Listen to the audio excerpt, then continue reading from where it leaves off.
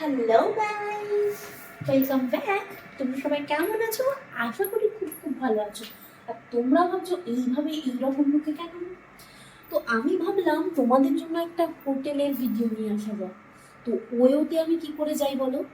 যেহেতু আমার কোনো বয়ফ্রেন্ড নেই, তো ভাবলাম ভাবলাম বলতে আমার একটা কাজ ছিল। তো তার জন্য আমি কিন্তু চলে আসলাম এই হোটেল রুমে। রুমটা কিন্তু দারুণ, একটু দেখো, তোমাদের জাস্ট মুড উঠে যাবে। তো দেখতে পাচ্ছ না এই ড্রেসটা কেমন লাগছে বলো তো? ড্রেসটা কিন্তু আমি নিজে বানিয়েছি। কেমন লাগছে?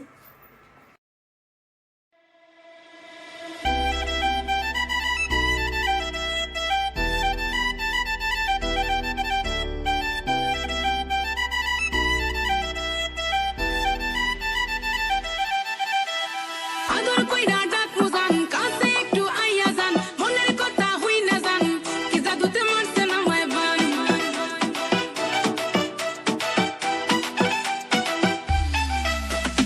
আদর কই দেখো গাইস, এত সুন্দর নরম নরম গদি। তোমাদের কি কিছু কিছু হচ্ছে? আমি যখন শুয়ে পড়লাম আমার দারুণ লাগছিল। তবে কি আর করা যাবে, আমার সাথে তো আর কেউ নেই। যাই হোক, তোমরা কিন্তু খুব সুন্দর একটা কম খরচে এইরকম হোটেলে আসতে পারো। সবসময় ওয়ো ওয়ো ওয়ো, আমার মনে হয় এরকম জায়গাও কিন্তু বেশ ভালো।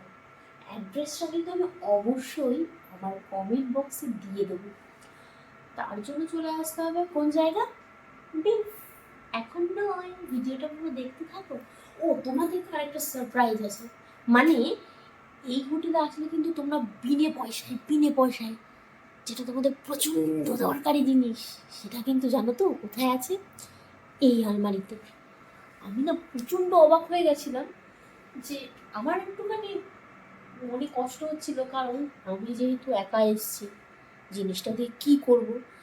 আগে চলো তোমাদের জিনিসটা দেখি, তারপরে বলছি। আমি শুধু খাইতে বাবু কোকানা তোমার মনের ব্যাপার স্যাপার চাকরি প্রেমের খাল শাড়ি পইরা টিপ মাইরা ঠোঁট করিলা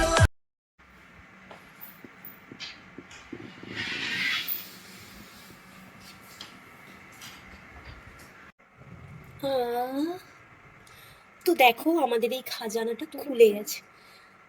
আর দেখো, এই যে তোমাদের হিরে। আর এটা যদি তোমরা ইউজ না করতে পারো, সেটা কিন্তু তথ্য এর মধ্যে লেখা আছে, তাতে তোমাদের কোনো অসুবিধা হবে না। বলেছিলাম না খাজানা আছে, খাজানা হিরে তো বের করে দিলাম। এইবার তোমাদের জন্য সোনা আছে। এই যদি কিছু হয়ে যায় তাহলে এটা কিন্তু ব্যবহার করতে পারবে। হলো না, এই যে হিরে আর সোনা ব্যবহার করতে তো অবশ্যই জানো। আমার তো ইউজ করার কোনো দরকারই নেই, কেউ নেই সাথে, কি আর করা যাবে। চলো, হিরে আর সোনা দুটোকেই দেখিয়ে দিই। এই যে আমাদের খাজানা বন্ধ হয়ে যাবে। এইরকম মানে গিফট, এইরকম সোনা হিরে, এটা কিন্তু ওই হতে পাবে না। এটা পাবে কিন্তু এইরকম হোটেল রুমে। তার সাথে পেয়ে যাচ্ছ বালিশ, ব্ল্যাঙ্কেট, আর তোমাদের জিনিস রাখার জন্য ব্যাগপত্র যান। তো চলো আমাদের এই খাজানার আলমারিটা বন্ধ করি। তো বড় room, সাথে রয়েছে এসি, আর এইদিকে টিভি। আর আয়নায় দেখে দেখে কিছু করতে চাইলে, গাইস, এইরকম রুমে তোমার জিয়ে তোমার কোলবালিশের সাথে আসতে চাও?